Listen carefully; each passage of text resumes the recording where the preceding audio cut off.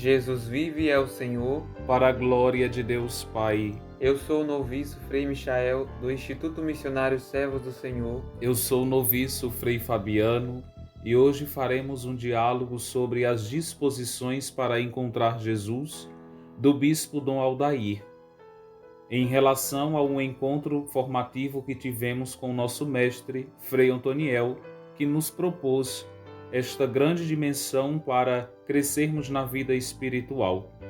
E temos 3 pontos essenciais para este crescimento: a fé e a correspondência à graça, purificar a alma para ver Jesus, a cura de Naamã, docilidade e humildade, e docilidade na vida espiritual.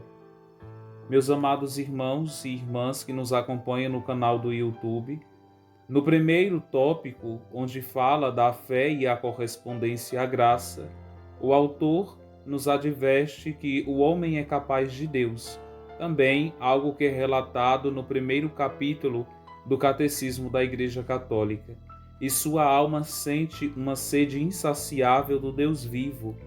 E no primeiro tópico, como eu já havia dito, o autor nos apresenta esses meios e disposições para encontrar esse Deus que é Jesus, que nos acolhe em sua graça, sem qualquer limitação, sem levar em conta a raça, a idade ou a posição social.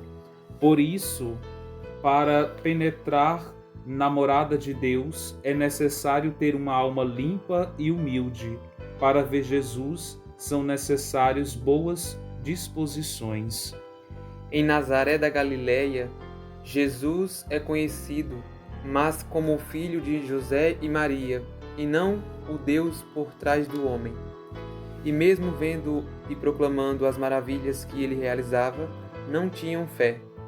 Jesus deixa bem claro que não basta ter convivido com ele, mas ter uma fé grande. Não reconheceram o Messias em meio deles. Para contemplar o Senhor, devemos purificar as nossas almas. Muitas vezes enxergamos um Jesus que não é verdadeiro. É o Jesus criado por nossos próprios olhos turvos, nossas próprias vontades. Para ver o Jesus verdadeiro, devemos purificar a nossa alma com a humildade e a penitência.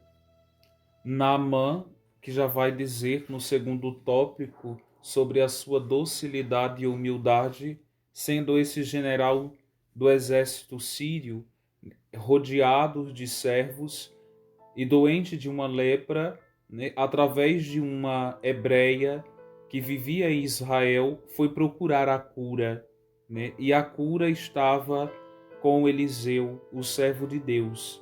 E sendo esse general sírio, queria curar-se e tinha feito um longo trajeto para isso, mas levava consigo sua própria solução sobre o modo de ser curado.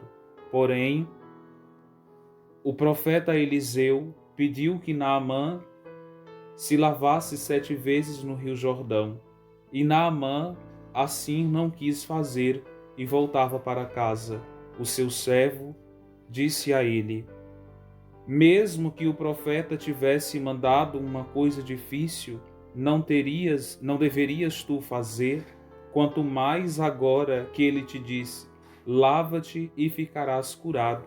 E Naamã meditou e refletiu o que o seu servo disse, e acabou por aceitar com docilidade um conselho que podia parecer inútil, e ficou curado.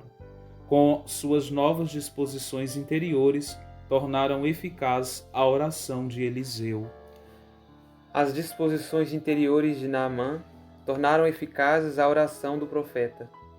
Não adianta rezarmos o tanto que for por uma pessoa se ela não tiver em si a disponibilidade e a docilidade de acolher a oração.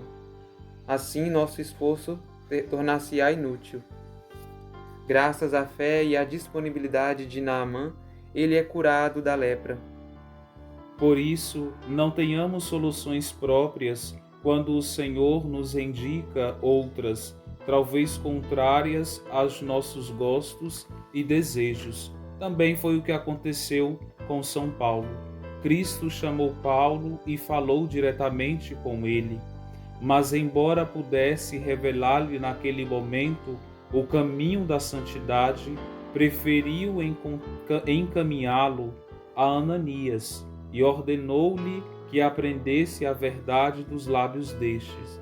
Levanta-te, entra na cidade e lá será dito o que deves fazer. E São Paulo, com muita docilidade e humildade, já se apaixonando pelo Senhor, deixou-se guiar. E Ananias, em sua humildade também e nessa grande docilidade de amor para com o Criador, entregou a Paulo o caminho que ele devia seguir, E deixou-se, Paulo deixou-se guiar por Ananias, se manifestando em alegria de servir o Senhor. Devemos abandonar as nossas próprias respostas e soluções e nos entregar totalmente à vontade de Deus, que muitas vezes nos fala através de outras pessoas. Crer que os meios que Deus opera em nossas vidas, mesmo sem entender os meios que Deus age em nós, assim acontecem milagres em nossas vidas.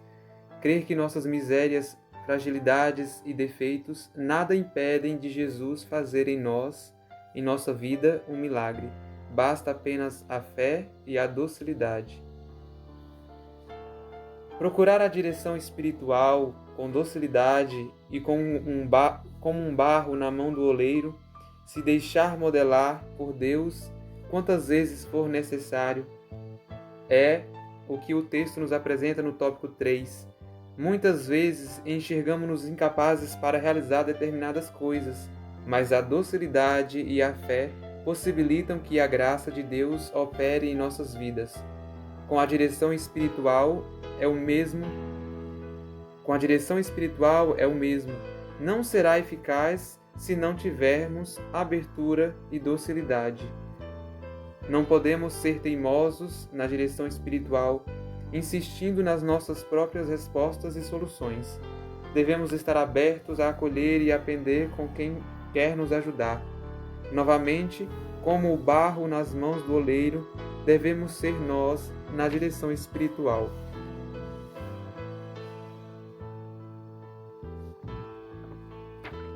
Docilidade, disponibilidade, deixar-se modelar e remodelar por Deus quantas vezes for necessário. Este pode ser o propósito da nossa oração de hoje, que poremos em prática com a ajuda da Virgem Maria.